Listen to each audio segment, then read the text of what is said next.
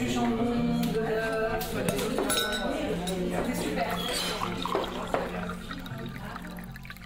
Je suis ravie de vous retrouver pour le 4e épisode de Manger, le podcast qui parle à votre ventre et à votre cerveau. Je m'appelle Lauriane Meulière, je suis journaliste, j'adore manger, mais surtout, j'adore vous en parler. Pour cet épisode, on a choisi d'analyser un lieu très précis, un lieu qu'on connaît tous, parfois depuis tout petit, le restaurant. Alors je dis le restaurant comme s'ils se ressemblaient tous, alors que pas du tout. Du tacos à la pizzeria, en passant par le bistrot de quartier, la cantine chic, la grande brasserie, le conceptuel guindé, ou encore l'étoilé, il y en a des tas pour tous les goûts et à tous les prix. Pourtant, même si ces endroits paraissent très différents, ils ont tous un truc en commun. Qu'il s'agisse d'un tacos ou d'un 3 étoiles Michelin, on n'y va pas que pour manger ou découvrir de nouvelles saveurs. Bah non, parce que les restaurants sont des espaces dans lesquels, consciemment et inconsciemment, on se met en scène. Dans cet épisode, je me suis donc demandé ce que les restaurants que l'on fréquente disent de nous. En quoi les restaurants sont-ils le reflet de notre place au sein de notre société ? Pourquoi sommes-nous parfois mal à l'aise dans les endroits chics ? Et qui cherche-t-on à impressionner lorsque l'on commande un plat qui sort de l'ordinaire ?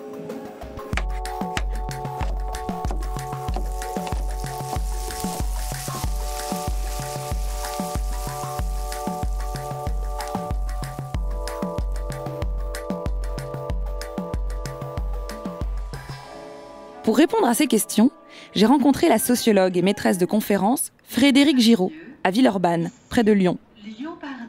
Lorsqu'elle était étudiante, elle avait justement voulu faire sa thèse sur le restaurant, qui fonctionne pour elle comme un révélateur de la classe sociale des individus. Frédérique Giraud a 35 ans, les cheveux mi-longs, des lunettes et un sourire malicieux.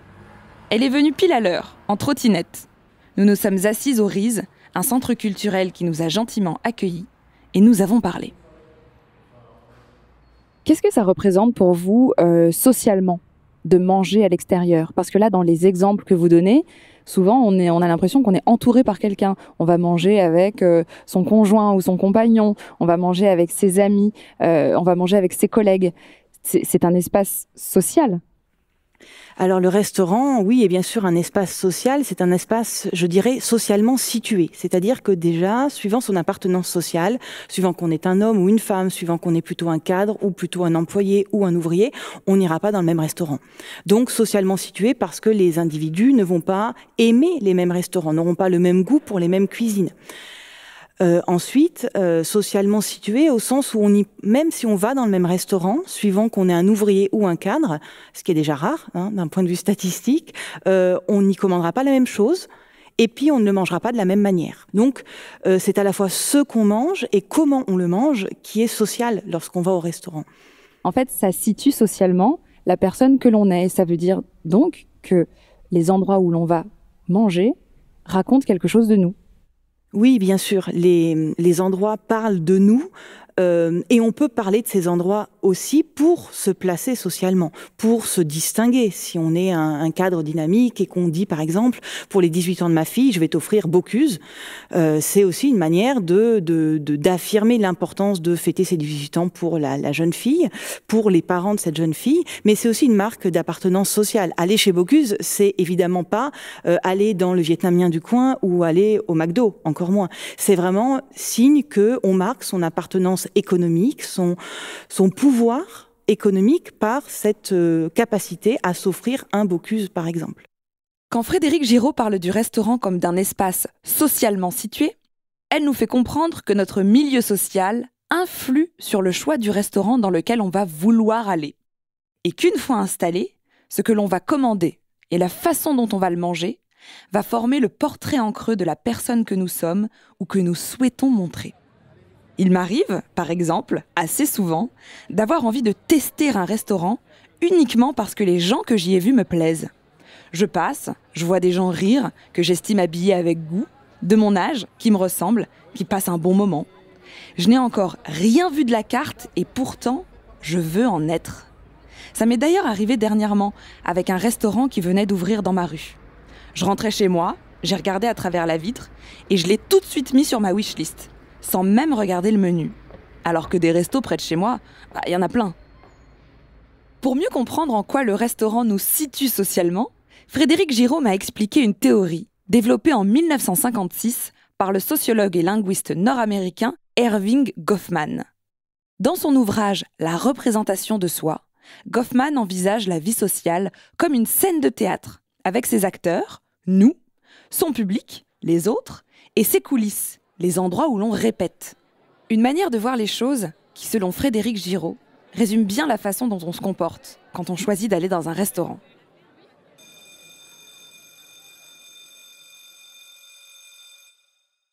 Quand je vous avais appelé il y a quelques jours, Frédéric Giraud, vous m'aviez parlé de quelque chose d'assez intéressant. C'était la théorie de Goffman. Vous m'aviez dit que c'était une théorie qui disait qu'en fait, le restaurant, c'était un petit peu comme 3 scènes sur lesquelles on performerait. Est-ce que vous pouvez me parler de ces 3 scènes ? Qu'est-ce que ça veut dire de performer quand on va au restaurant ? Alors oui, je vous avais parlé de Erving Goffman, qui est un sociologue interactionniste qui considère que la vie en société est une scène sociale, que chaque individu sur la scène sociale, que ça soit au restaurant ou à la bibliothèque ou en cours, vit son appartenance sociale et sa relation aux autres comme s'il était au théâtre et qu'il était en permanence en train de vérifier l'image qu'il redonne de lui-même, si on doit dire ça un petit peu rapidement, c'est-à-dire qu'il est en train de contrôler la face, la posture, l'image qu'il donne aux autres et ce que les autres perçoivent de lui-même. Ce que nous dit Frédéric Giraud est clair. Pour les sociologues interactionnistes, comme Goffman, nous sommes toujours en train de jouer nos propres rôles, de mimer ou de montrer des comportements que l'on estime valorisants pour soi ou représentatifs de ce que nous sommes. C'est pile ce qu'illustre l'exemple du restaurant étoilé, comme celui du chef Paul Bocuse, à Lyon, offert à une ado pour ses 18 ans. Si on prend cette théorie et qu'on la replace au restaurant, imaginez quelqu'un qui va dans un restaurant où il n'a pas l'habitude d'aller. Si on reprend l'exemple de tout à l'heure de notre père de famille qui offre un Bocuse à sa fille de 18 ans, la jeune fille n'est jamais allée chez Bocuse. C'est vraiment le cadeau dont elle sait que ça va représenter ses 18 ans. Elle le sait peut-être même depuis qu'elle a 15 ans, qu'elle ira chez Bocuse pour ses 18 ans, comme ses frères et sœurs. C'est ce qu'on fait en famille. C'est-à-dire qu'elle a pu se construire une image de ce que c'était manger au restaurant chez Bocuse pour ses 18 ans. Ça veut dire que elle a dû imaginer comment il fallait qu'elle s'habille, ce qu'elle allait pouvoir commander, ce qu'elle allait y trouver, quelles étaient les autres personnes qu'elle allait y rencontrer, comment allait se dérouler le fait que le serveur allait venir à table et lui demander ce qu'elle consomme. Dans toute cette imagination de ce qu'allait être la scène sociale du restaurant pour ses 18 ans, la jeune fille s'est placée en situation, dans son imagination, tout en essayant de garder la face. Et il s'agit pour elle de se dire je vais aller au restaurant, il ne faut pas que je fasse crucruche ou que je fasse un faux pas, que je montre au serveur que je ne suis jamais allée dans ce restaurant. Il ne faudrait pas qu'il pense que d'habitude je vais chez McDo, ce qui est peut-être vrai, mais la jeune fille ne veut pas avoir cette posture-là au restaurant. Donc elle aura peut-être répété dans ce que Goffman appelle les coulisses. Elle aura répété la manière de dire au serveur ce qu'elle voudrait. Elle aura répété la manière de demander à serveur où sont les toilettes. Ou le père aura peut-être répété la façon de demander l'addition dans ce restaurant. Tout ça pour ne pas commettre d'impair, c'est-à-dire ne pas adopter des comportements qui trahiraient, malgré les personnes, leur position de classe, comme si les personnes n'étaient pas à leur place dans ce restaurant étoilé, alors qu'au quotidien, le père est peut-être employé de banque, la mère infirmière libérale, et que du coup, le couple n'est pas un habitué de Bocuse. Donc, le restaurant, de ce point de vue, est une scène sociale où l'on se montre, où l'on agit en prenant conscience des actes que l'on y déroule et de la manière dont les autres nous perçoivent. Pour ces sociologues, nous serions donc tous des acteurs, même sans en avoir conscience. Et puis, ça ne se manifeste pas toujours avec la même intensité, en fonction des lieux et des enjeux. Aller chez Bocuse, par exemple, nécessite certainement plus de préparation et de conscientisation de son jeu d'acteur que de descendre casser la croûte au bistrot du coin, dans lequel on a ses habitudes. Mais, qu'on en ait conscience ou pas, ces mises en scène sociales au restaurant restent très codifiées, car il n'y a pas qu'une scène sur laquelle on se représente, il y en a 3. Si on devait résumer cette théorie avec vraiment ces 3 scènes, comment est-ce qu'on les appellerait, ces scènes? Il y aurait la scène un petit peu de l'image qu'on projette de soi-même. Quelles seraient les autres? Alors, il y a l'image qu'on projette de soi-même, il y a l'image telle qu'elle est reçue par les autres, et il y aurait l'espace intermédiaire, qui est l'espace des interactions proprement dit, entre l'individu qui vit la scène et celui qui la reçoit, le serveur, le chef étoilé du restaurant, éventuellement le père de famille. Donc, nous sommes tous en interaction les uns avec les autres dans ce cadre théorique. Si on prend par exemple cette première scène, qui serait le rapport qu'on a un peu à soi-même, pourquoi est-ce qu'on le met en scène, alors que finalement, il n'y a que nous? Alors, il n'y a que vous ou pas forcément. Lorsque vous allez au restaurant, vous êtes évidemment seul avec vous-même lorsque vous allez au restaurant, mais vous allez forcément être en public. Vous n'êtes plus dans les coulisses de votre vie intime chez vous, vous êtes en extérieur, dans un lieu public, et donc les gens vous regardent. Et même le restaurant dans lequel vous allez rentrer, que ça soit McDo ou KFC par exemple, si on prend des exemples tout à fait quotidiens, ce n'est pas la même chose, et vous ne dites pas la même chose de vous, suivant que vous êtes plutôt végétarien ou plutôt un viandard, ou un carnivore non complexé. Donc tous nos comportements nous trahissent en quelque sorte malgré nous, mais les individus n'en ont pas forcément conscience. Il y a certains individus qui travaillent cette mise en scène d'eux-mêmes, cette posture, parce qu'ils ont l'impression de faire des actions pour plaire aux autres ou pour se faire regarder. Mais tout dépend de l'âge de l'individu aussi. Un cadre dynamique qui va au restaurant en famille, il va peut-être essayer de ne pas apparaître comme radin en disant « sa fille, non, mais prends pas ça, c'est peut-être un peu cher ». Ou lorsqu'on veut épater une dulcinée au restaurant, on va lui demander de ne pas regarder les prix. Donc on est toujours en situation de faire des choses, des choix, de toujours avoir des pratiques en fonction de ce que les autres vont dire de nous ou penser de nous, en fonction de leur représentation et de la manière de comprendre ces éléments. Avec ce que me dit Frédéric Giraud, je réalise qu'au restaurant, la première scène est celle sur laquelle on joue le rôle qui nous concerne nous-mêmes. On est alors à la fois l'acteur et son propre spectateur, puisqu'il s'agit de l'image de soi que l'on souhaite renvoyer aux autres et à soi-même. C'est exactement ce qu'elle me montre ensuite, avec un exemple qui illustre à quel point le choix de nos restaurants incarne les projections que l'on se fait de nous-mêmes. Dans la mesure où le fait de manger au restaurant vous impose de sortir en extérieur et donc de vous donner à voir comme mangeur, j'ai plutôt l'impression que on s'y positionne comme on voudrait être ou comme on veut que les autres nous perçoivent. Donc, si vous êtes plutôt mangeur de resto vietnamien et du énième boboon ou pho que vous voulez y trouver, vous vous positionnez en tant que mangeur de mets exotiques, étrangers, asiatiques. Et si vous allez dans un restaurant vietnamien, vous n'allez pas dans un restaurant japonais, ni dans un restaurant chinois, encore moins dans un Tex-Mex. Vous allez dans un restaurant vietnamien où vous allez pouvoir trouver des mets peut-être plus populaires que dans un restaurant japonais. Donc, vous vous positionnez socialement parce que vous donnez à voir vos goûts, vos appétences, vos envies d'exotisme ou pas. Et même si profondément, au fond de vous, vous avez l'impression que vous aimez le boboon, vous aimez peut-être aussi d'abord vous présenter comme un mangeur de boboon. Je comprends donc ici que le restaurant dans lequel on choisit d'aller fait partie des choses qui nous situent socialement. Mais pas que. Ce que l'on y commande aussi. Et je réalise maintenant, avec une certaine dose de gêne, j'avoue, que si je n'ai jamais été fan de boboon, ce n'est pas qu'une question de goût. C'est aussi parce que je trouve ça un peu trop mainstream, pas assez aventureux, pas assez clivant en fait.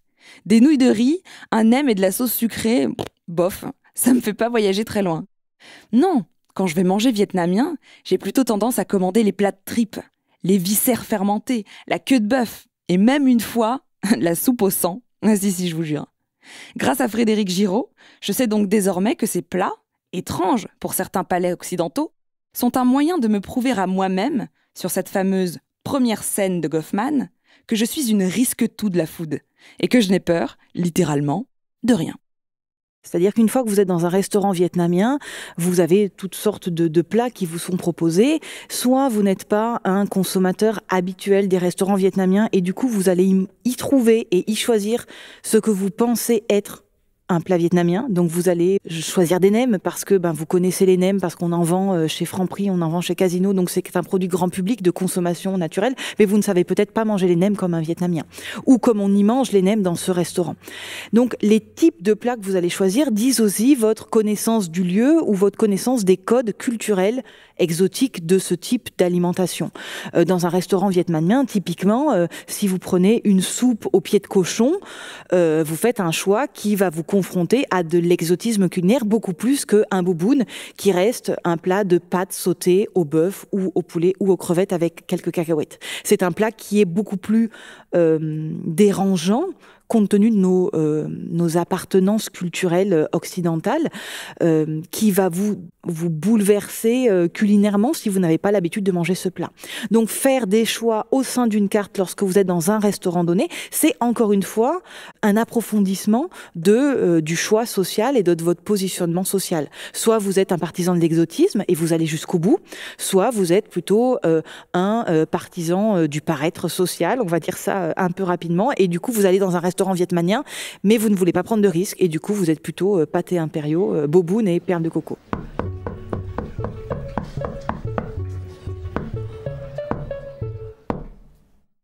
Maintenant, on va essayer de se projeter sur cette deuxième scène théorique, qui est l'interaction avec la personne avec laquelle on partage le repas directement. Voilà, je suis allée au restaurant, par exemple, avec une copine. Pourquoi est-ce qu'on met en scène ce rapport, là aussi, avec la personne avec qui on partage notre repas ?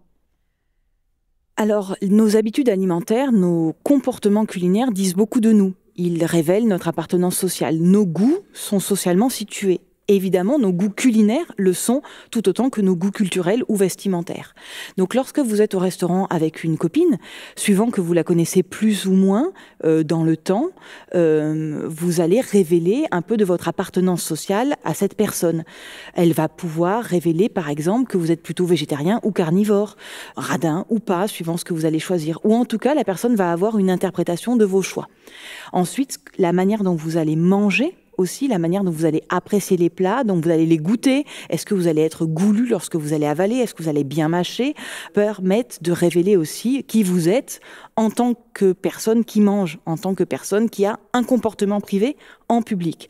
Puisque aller au restaurant, c'est quand même avoir un comportement de mastication en public, face à quelqu'un qui vous regarde. Alors, lorsque c'est votre ami, c'est peut-être plus simple à assumer, mais vous avez toujours d'autres égaux qui vous regardent et qui peuvent faire des réflexions ou vous, en tant que mangeur, vous pouvez avoir l'impression que les autres vous regardent ou font des réflexions à ce sujet.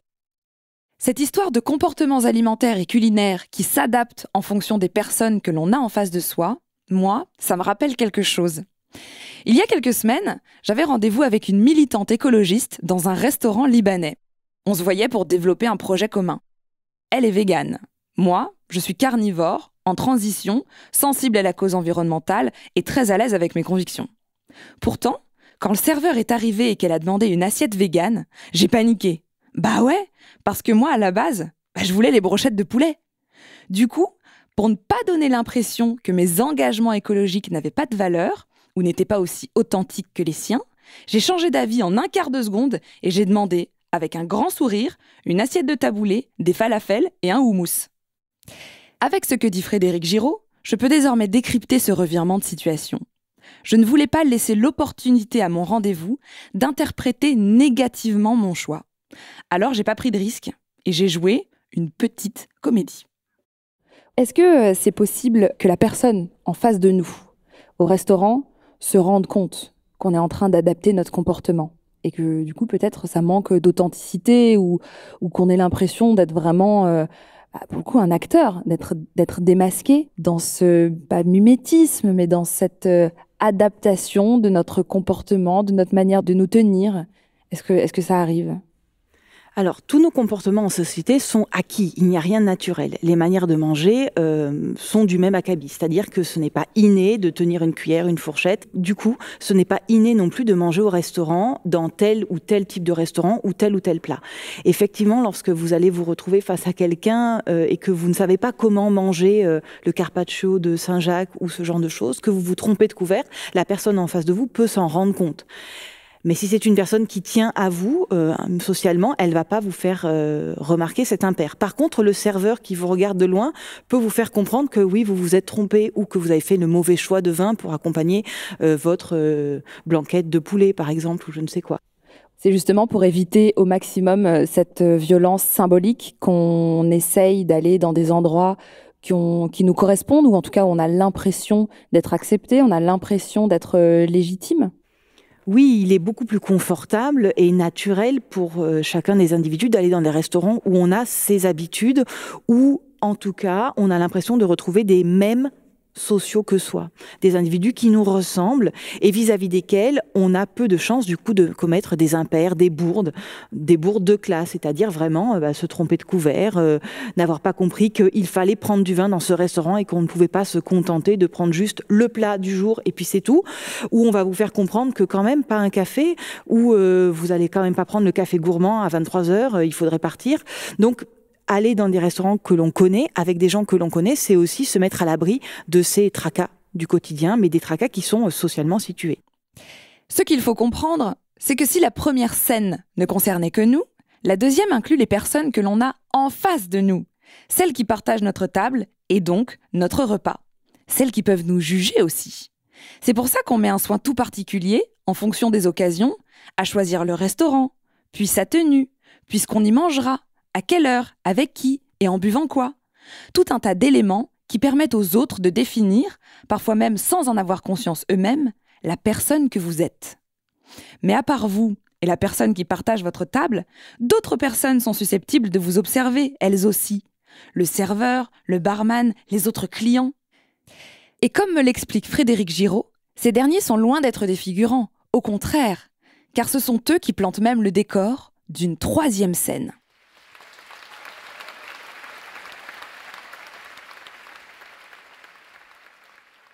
On vient justement de parler des rapports, de la manière dont on va se mettre en scène par rapport au personnel du restaurant, par exemple, ou par rapport au chef, ou par rapport aux personnes qui mangent à côté de nous mais qui ne sont pas à notre table. Comment est-ce que ça se passe? Comment est-ce qu'on fait, justement, pour se mettre en scène pour des gens qui ne sont pas venus avec nous, qu'on ne connaît pas, où on ne va pas vraiment connaître leur opinion sur nous-mêmes? Comment ça se passe? Alors d'une part, lorsque vous rentrez dans un restaurant, vous allez regarder qui est déjà présent et vous allez vous redresser ou vous changer votre ton de voix ou parler plus bas si vous entendez que les gens parlent bas et chuchotent dans ce restaurant. Si vous arrivez avec des amis que vous vous tapez dans le dos et que vous vous rendez compte que c'est un lieu feutré où apparemment les gens chuchotent, eh ben vous allez vous mettre à chuchoter. Donc par mimétisme, vous allez adopter les comportements que vous pensez être ceux du lieu où vous vous trouvez. Donc c'est une sorte de socialisation par imitation, où vous apprenez les normes du lieu en vigueur en regardant ce qui se passe. Si vous ne vous êtes pas rendu compte par imitation ou en regardant autour de vous des normes en vigueur, les rires ou les remarques ou les un peu marqués des convives à côté de vous vont pouvoir vous faire remarquer que vous ne vous tenez pas correctement dans le lieu. Donc des gens qui vont soit faire une petite remarque acerbe à 3 tables de là, mais que vous allez quand même entendre, et c'est d'ailleurs fait pour ça, pour vous faire remarquer qu'ici on chuchote, ou ici on se tient tranquille, ou ici on se tient droit, ou on met pas son caban sur la chaise, on laisse pas traîner son sac à main, ou ce genre de choses. Des petites remarques que l'on fait tous, qui sont censées remettre les gens dans le droit chemin, faire intérioriser par, cette fois-ci, injonction, les normes en vigueur dans le lieu en question. Ces remarques ou ces regards qui remettent les gens à leur place, on les a tous connus. Ces moments ultra gênants où les clients vous dévisagent, où l'on vous regarde des pieds à la tête avant de vous installer, où l'on se sent en décalage avec le lieu, avec les gens. C'est cette gêne qui nous pousse à fréquenter des restaurants dont on maîtrise les codes et où les gens qui y sont nous ressemblent. Je me souviens par exemple d'une fois, lorsque j'étais jeune journaliste, de ma première Fashion Week de New York. J'avais 21 ans. J'étais envoyée par le magazine pour lequel je travaillais. Je vivais ma meilleure vie. J'avais totalement conscience d'être privilégiée. J'arrivais pas à croire que j'étais payée pour aller à New York. Sauf que dès le premier dîner, je suis vite redescendue. J'avais gardé sur moi les vêtements du voyage, sans trop me poser de questions. Un legging, un gros pull. Sauf que c'était New York, et que c'était la Fashion Week. Le restaurant était bondé, tout le monde était en robe, talons, costumes. Et moi, On m'a regardée comme si j'étais pestiférée. Pire, personne ne m'a vraiment adressé la parole de toute la soirée. Et ce n'était pas qu'une question de tenue. Je sentais très nettement que les autres personnes de ce restaurant chic voulaient me faire comprendre que je ne faisais pas partie de leur bande. J'avais le bon métier, mais pas les codes pour y entrer. C'est également le parallèle que fait Frédéric Giraud avec les gagnants du loto. Qu'est-ce qui se passe pour ceux qui changeraient très brutalement de classe, par exemple ? Mettons que demain, je gagne au loto. Je gagne 60 millions d'euros. Je pense que je n'irai plus forcément manger dans les mêmes restaurants que ceux dans lesquels je vais aujourd'hui. Ou en tout cas, j'irai peut-être plus souvent dans des restaurants qui coûtent plus cher. Qu'est-ce que ça change ? Qu'est-ce que ça dit ? Comment est-ce que les gens se comportent ? Alors, lorsqu'un individu connaît une forte mobilité sociale, c'est-à-dire qu'il change de classe sociale, mais pas proche à proche, c'est-à-dire qu'il ne devient pas ouvrier lorsqu'il était employé ou ce genre de choses, il connaît un bon social, il va vouloir adopter les comportements de la classe sociale à laquelle il appartient nouvellement, mais dont il ne connaît pas les codes. Donc, il va vouloir adopter les comportements culinaires, par exemple, de cette classe sociale, comportements culinaires qu'il imagine, dont il se représente les situations, mais qu'il ne maîtrise pas intérieurement, qu'il n'a pas intériorisé par socialisation. Donc, il va être conduit à imiter des comportements qu'il pense être de ceux de sa nouvelle classe sociale. Typiquement, un gagnant au loto se dit je suis riche, il faut que j'aille dans un restaurant qui fait riche, et donc je vais dans un restaurant étoilé, mais je ne sais pas m'y comporter, je prends en photo mon plat, ou j'interpelle le serveur comme on ne le fait pas, à haute voix, en levant la main, ou en criant « et vous là-bas », alors que ce n'est pas ce qu'on fait dans un restaurant étoilé. Voilà. Donc, c'est-à-dire qu'on va avoir des types de pratiques ou de comportements qui révèlent que vous n'êtes pas à votre place, que vous n'êtes pas né dans ce milieu social, mais que vous apprenez par imitation hasardeuse les comportements de la classe sociale à laquelle vous appartenez nouvellement, mais pas d'origine. Les classes sociales, c'est justement ce qui passionne Frédéric Giraud. En 2011, elle co-signait un article au titre intrigant « Manger dans un restaurant chic quand on est trafiquant de drogue ». Elle y décryptait une scène de la série américaine The Wire. Ça se passe à Baltimore, sur la côte est des États-Unis. L'un des personnages principaux, un dealer, décide d'emmener sa copine au restaurant. On l'a regardé ensemble. Dans cet épisode de The Wire, la série Sur écoute, si on s'attache au titre français, on a D'Angelo, donc surnommé Di, qui est dans ce fameux restaurant qui a l'air plutôt chic et dans lequel il se sent très mal à l'aise. Comment est-ce que vous analyseriez cette scène, Frédéric Giraud ? Alors, il y a plusieurs choses. D'une part, Di n'a pas réservé de table dans ce restaurant et lorsqu'il s'y présente, le serveur lui propose une table près de l'entrée des toilettes. Et lorsque Di demande une autre table au serveur, il lui répond que toutes les autres tables sont réservées, alors qu'il a l'impression qu'au contraire, il y a de la place. La première manière qu'il a d'interpréter ce refus, c'est un refus au nom de ce qu'il serait socialement. Un refus au nom de la manière dont il gagnerait son argent, qui, selon lui, transpire malgré l'apparence aisée qui est celle de la manière dont il est habillé. Autre élément qui dit son mal-être social dans ce restaurant, c'est le fait que Di a l'impression d'être regardé par les autres clients du restaurant. Il y a autour de lui des clients qui sont à l'aise, qui rigolent, qui ont des verres de vin à la main, qui ne font pas attention à eux, qui en tout cas n'ont pas l'impression de faire attention à leur comportement. Alors que Di est dans la situation où, ne se sentant pas à l'aise, ne se sentant pas du même milieu social que les autres, est en train d'essayer de contrôler tous ces comportements. Donc c'est en quelque sorte un comportement schématique, un comportement robotisé, parce qu'il essaye de singer les comportements d'une classe sociale qui n'est pas la sienne.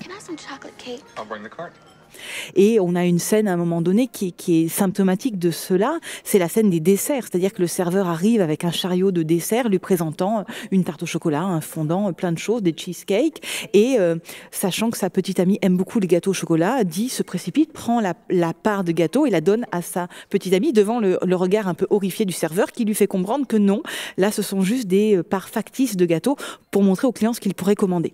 Et Di prend ce refus du serveur et cette mise en garde garde comme un véritable une mise en garde sociale, lui révélant aux yeux de ceux qui peuvent entendre et voir la scène qu'il ne sait pas se comporter dans ce restaurant, qu'il n'est décidément pas fait pour être de ce lieu, et du coup il décide de partir sans avoir pris de dessert. Donc le point d'orgue en fait de cette scène où on voit tout le malaise du personnage dit bien qu'il possède du capital économique qui lui permet largement de manger dans ce restaurant, il considère que sa position sociale n'en est pas, qu'il n'est pas de ce milieu et que tout le trahit malgré lui. Ce qu'expose ici Frédéric Giraud, c'est l'idée que c'est moins notre argent que notre condition sociale qui va déterminer notre aisance ou non dans un restaurant. Dans la série, D'Angelo a tout à fait les moyens de dîner dans un restaurant chic. Mais il a pourtant la sensation, réelle ou supposée, que ceux qui l'observent, du serveur aux autres clients, devinent dans ses maladresses ses origines modestes. C'est ici qu'on devine très nettement le fonctionnement de cette troisième scène de Goffman, celle qui nous pousse à prêter attention au regard des autres lorsqu'on mange à l'extérieur. Et c'est d'ailleurs cette même troisième scène qui nous donne envie de poster les endroits qu'on fréquente et les plats qu'on y mange sur les réseaux sociaux. Dernièrement, enfin on va dire ça fait quelques années maintenant, il y a les réseaux sociaux. Les réseaux sociaux sur lesquels, pour le coup, on se met en scène sous toutes nos coutures. Et le restaurant, en tout cas les espaces de restauration, n'y échappent pas du tout. On prend de plus en plus en photo la nourriture que l'on mange. On prend de plus en plus en photo les amis qui nous accompagnent dans des espaces de restauration. Est-ce qu'on pourrait considérer ça comme une sorte de quatrième nouvelle scène de représentation ? Ou est-ce qu'on peut considérer qu'il s'agit plutôt de la troisième, c'est-à-dire notre rapport aux autres, ou est-ce que c'est un mélange de tout ça ? Alors, je considère que les réseaux sociaux sont une manière, en fait, exemplifiée d'incarner la troisième scène. C'est-à-dire que lorsqu'on prend en photo le plat qui est en face de nous au restaurant, ce qui ne se fait d'ailleurs pas dans tous les restaurants, vous allez vous mettre en scène socialement. Donc, vous dites là où vous mangez, avec qui vous mangez, et ce que vous avez choisi. Donc, vous donnez à voir qui vous êtes culinairement, socialement. En tout cas, prendre en photo ce qu'on mange, c'est ne pas vivre la scène telle qu'elle est actuellement, mais d'abord la donner à voir pour les autres. Donc on est au restaurant, mais finalement on n'en profite pas. On est d'abord là pour se positionner socialement. Par exemple, si on a une personne... moi j'ai une obsession pour les huîtres.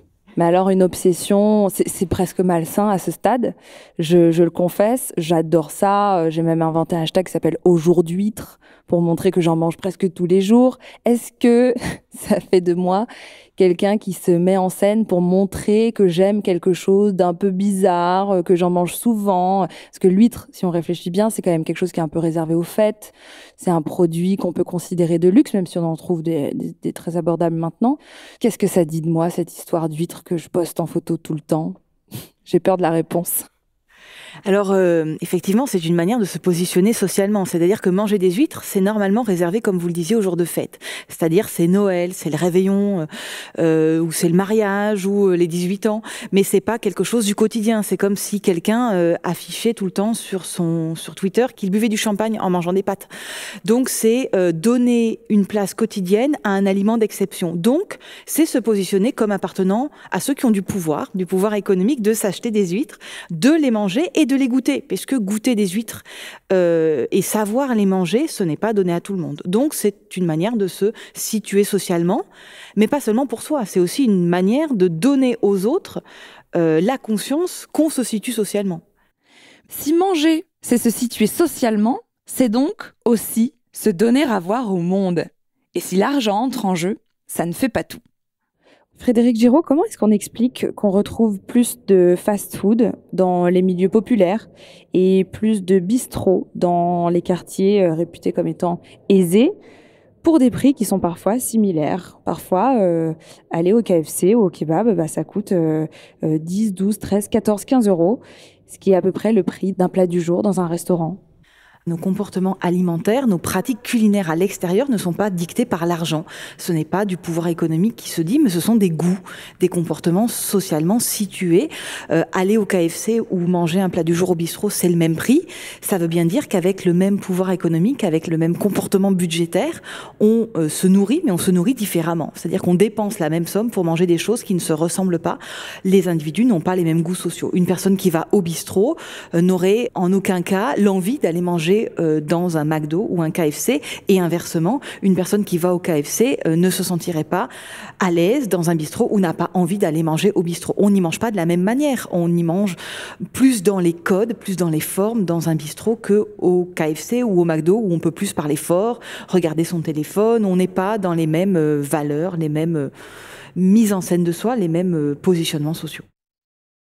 En sociologie, n'importe quelle consommation, n'importe quelle pratique n'est jamais qu'une question d'argent. C'est une question de rapport au monde social, de représentation, de croyances, qui sont effectivement à un moment donné fondées par un pouvoir économique sur les choses, mais le pouvoir social sur les choses est tout aussi, voire beaucoup plus important. Il y a par exemple des places à l'opéra à 10 €, sauf qu'un certain nombre de personnes qui ont les moyens de mettre 10 € à l'opéra n'y ont même pas pensé. Il y a des personnes qui peuvent avoir accès à un restaurant. Vous prenez le plat du jour, ça vous coûte 10 €. Mais ces personnes ne s'y sentent pas légitimes. Elles ne considèrent pas le restaurant comme de l'ordre du possible. Donc ce n'est pas une question d'argent, c'est une question d'appartenance sociale et de représentation du monde, de manière de voir, de penser, d'agir dans le monde social. Et ça, c'est socialement situé. C'est le résultat de socialisation primaire, secondaire, professionnelle, donc d'un rapport socialement constitué au monde. On arrive déjà à la fin de cet épisode. Pour conclure, j'ai demandé à Frédéric Giraud ce qu'il fallait retenir de cette délicieuse introduction à la sociologie dans les restaurants. Alors, le restaurant, au final, on voit bien que c'est un choix qui vous classe socialement et par lequel les individus agissent en société. Choisir tel ou tel restaurant, c'est faire un choix de classe, pas forcément conscient, mais qui en tout cas vous positionne dans un groupe social en particulier. C'est le choix de ce restaurant, mais aussi ce qu'on va y choisir et comment on va le manger, qui disent à quelle classe sociale vous appartenez en tant que mangeur.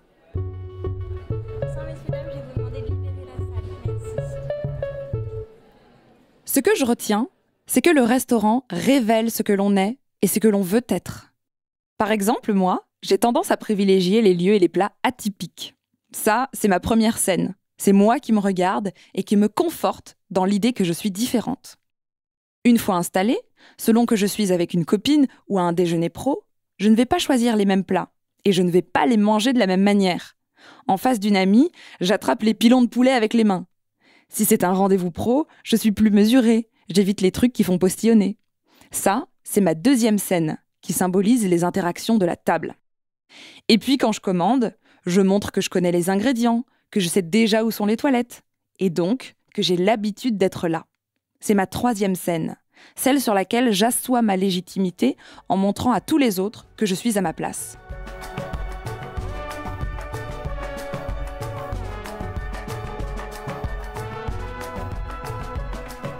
Vous venez d'écouter le 4e épisode de Manger.